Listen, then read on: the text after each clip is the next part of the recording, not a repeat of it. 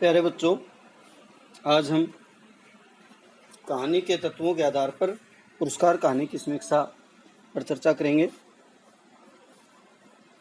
तत्वों के आधार पर पुरस्कार कहानी की समीक्षा।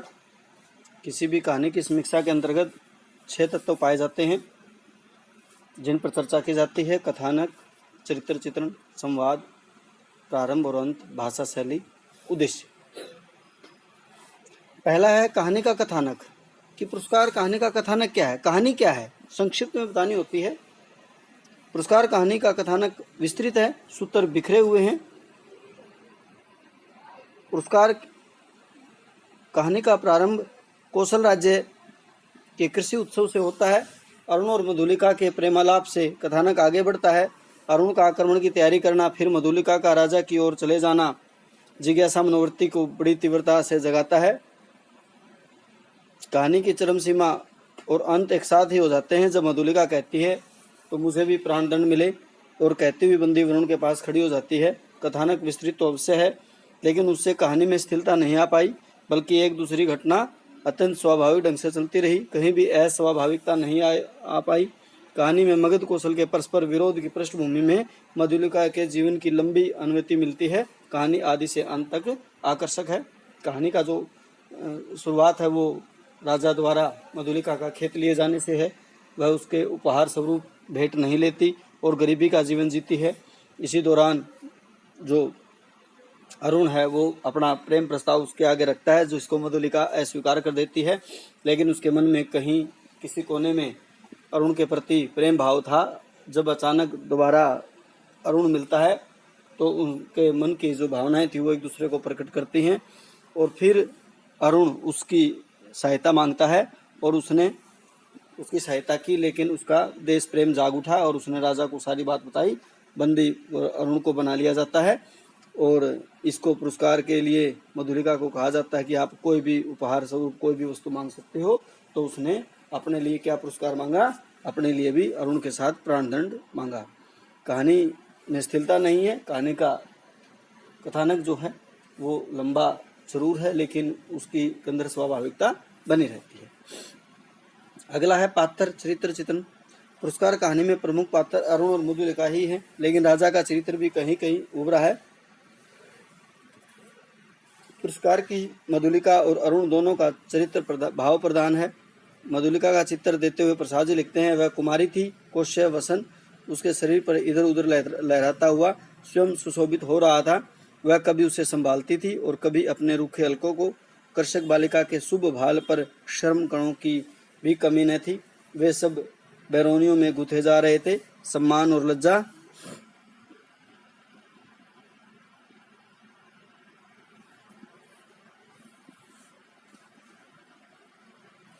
उसके अधरों पर मंद मुस्कुराहट के साथ सिर उठते थे। इस प्रकार वह मधुलिका के व्यक्तित्व की पूर्ण स्थापना कर देते हैं।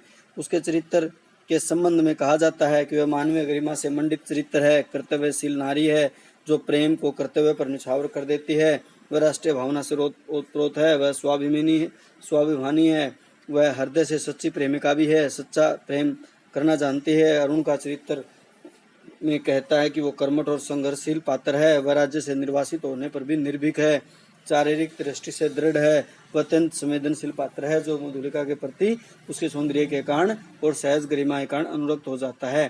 प्रसाद के स्त्री पात्रों में अंतर्द्वंद की प्रधानता मिलती है। पुरस्कार कहानी की मधुलिका भी अंतर्द्वंद के केंद्र बिंदु से ही चित्रित हुई है।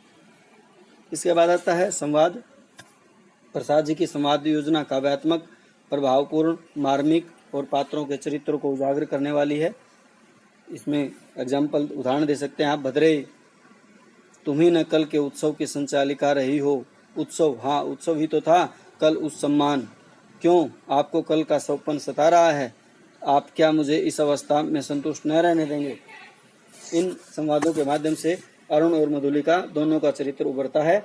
मधुलिका की करुणा और दया और अरुण के मन की सरलता और मधुलिका के प्रति उसके हृदय में जो प्रेम है वह अपने मन तक सीमित नहीं रख पाता, बल्कि बता देता है। इस प्रकार की कोमल भावनाओं की अभिव्यक्ति के लिए शब्द चयन की ओर विशेष ध्यान देना पड़ता है। प्रसाद जी इस दिशा में कई कथाकारों से आगे हैं। अगला पॉइंट बनता है देश काल और वातावरण। देश काल और वातावरण से अभिप्राय कहानी के समय, स्थान और परंपराओं के वर्णन इत्यादि से होता है।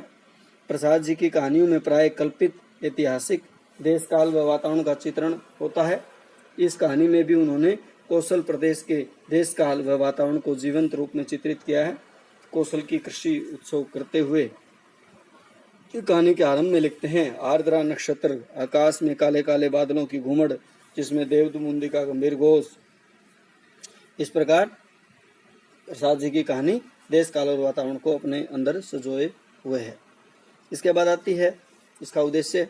पुरस्कार कहानी में लेखक ने प्रेम के व्यक्तिक और सामाजिक रूप का चित्रण किया है। वस्तुतः प्रेम मानव जीवन का वह भाव है जो जीवन, प्रकृति और राष्ट्र आदि में विविध रूप धारण करता है। अंतःकरण में उत्पन्न प्रेम मनुष्य को कर्तव्य की दिशा के लिए भी प्रेरित करता है। इस कहानी में मधुलिका की प्रणयानुभूति और उसके विपरीत उसके विकसित रूप में राष्ट्र प्रेम के व्यक्ति की है।